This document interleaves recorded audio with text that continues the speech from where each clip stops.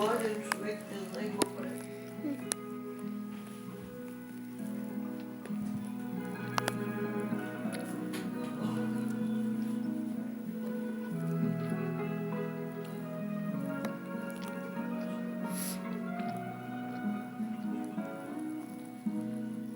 Понеделник пак хапки, не? Харесва ти? За Розана и дойде кърмата. Слава Богу! С Розана не, но когато родиха Жилите, имах малко мляко. Беше само на месец, когато вече случеше от гърдите на една негата. Наистина ли? Да, така е. В колонията празнуваха, като им казах, че внучето ви е момче, господине. Празнували са за теб. Не, и за вас също.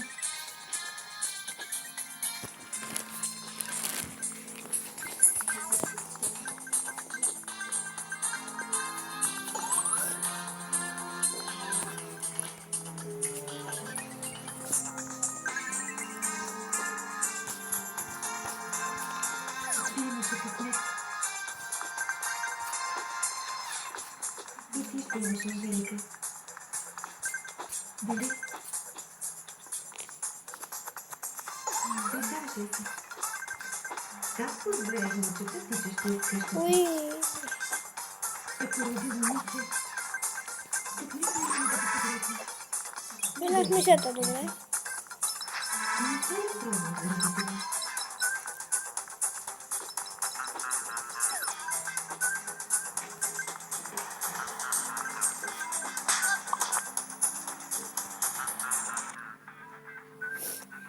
Не беше ли си като мен, преди да родиш нас?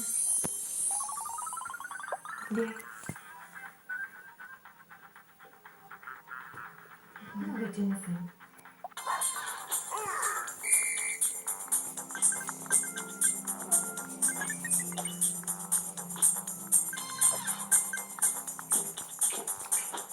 Накрая ли си изясня?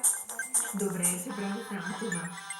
Здраво дете плаче само по две причини. Или защото е гладно, или го боли коремчето. Така. С удоволствие ще отидем до Сао Пауло. Днес Днес, ще се опитам да продам малко от кафето. Ще ми закараш ли до града? Ще си топля ръката с много време.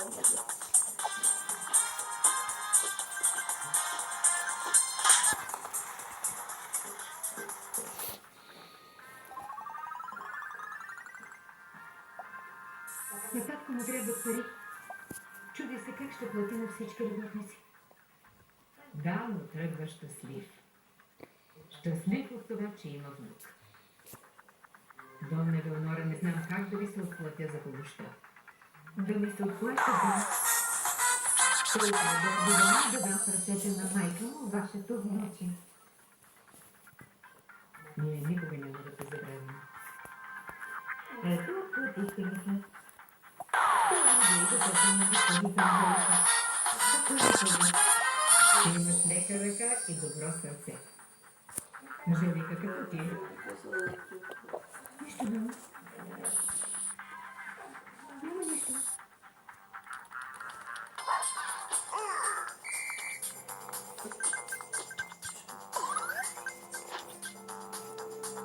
Така се забелязвахме цветята, които ми изпратихте, сеньоре Франческо. Перфа, докато само да знаеш. Вие и преди това бяхте ми изпратили. Не доставя с удоволствие, Пауло. Добре, на мен ми харесва. А сега ще си тръгвам, защото трябва да работя. Ето, съжалявам.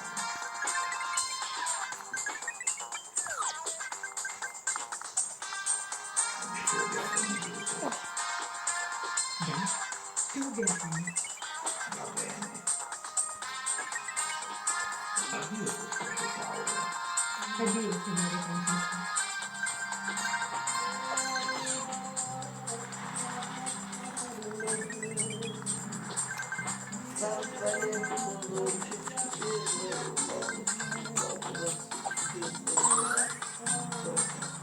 Знаете, телевизор,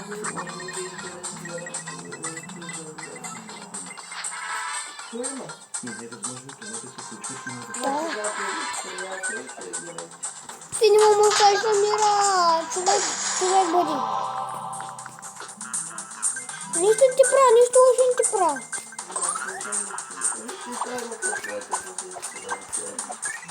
Моята кистенява. Дори и косата не ми знаеш. Кистеня. Бабо, научи цветовете. Кистеняво. Това ти...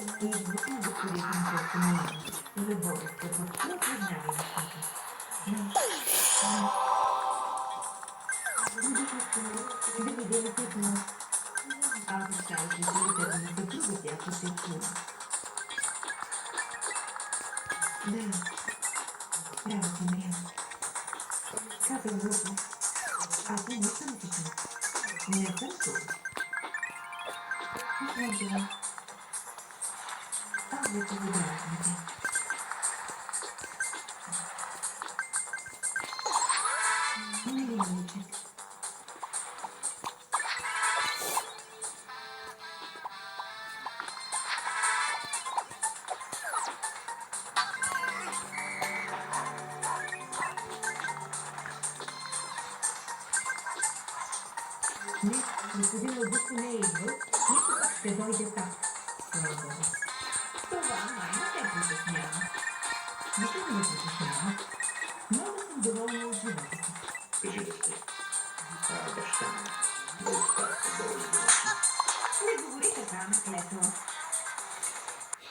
Детко, ти нямаше да имаш кафе дъщеря. Да, и сега камбарите ти нямаше да са пълни. Да, но това е защото синът му обезчести нашата дъщеря. Какво обезчестяване? Не говори глупости, татко, моля те. И аз го исках. Ами, тя е права. Но ние не дойдохме да говорим за това, дъще. Бабе, Много се радвам да ви видя двамата с мама тук. Баща ти дойде да види какво да направи, за да продаде кафето, дъще. Тръгваме по света, за да видим всичко в него. Отново в неделя, но в 16 часа.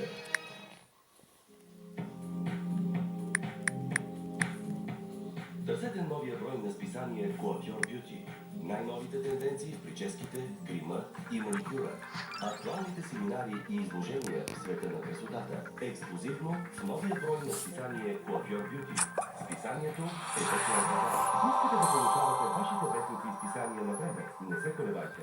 Потърсете Доби Прес 02 963 3081. Доби Прес вече 20 години обслужва вас и вашите партньори. Доби Прес ви гарантира безупречна доставка, коректност и сигурност в съчетани в едно. 02 963 3081. Доби Прес. Вашият коректен партньор. Обадете се сега 02 963 3081 и на dobipress.г. Тръгваме по света, за да видим всичко в него. Отново в неделя и в 16 часа.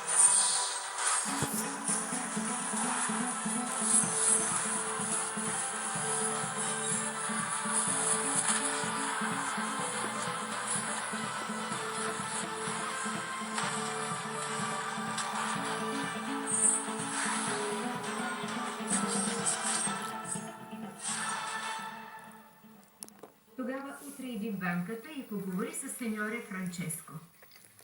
Той ще знае как да ти помогне. а говори, че не се занимава с кафе. Но се е занимавал. Имала имение. Има земи. Ти... Откъде знаеш това, дъще? Защото говоря с сеньоре Франческо, когато ходя в банката. Вие подредете нещата си, а аз отивам да видя вечерята.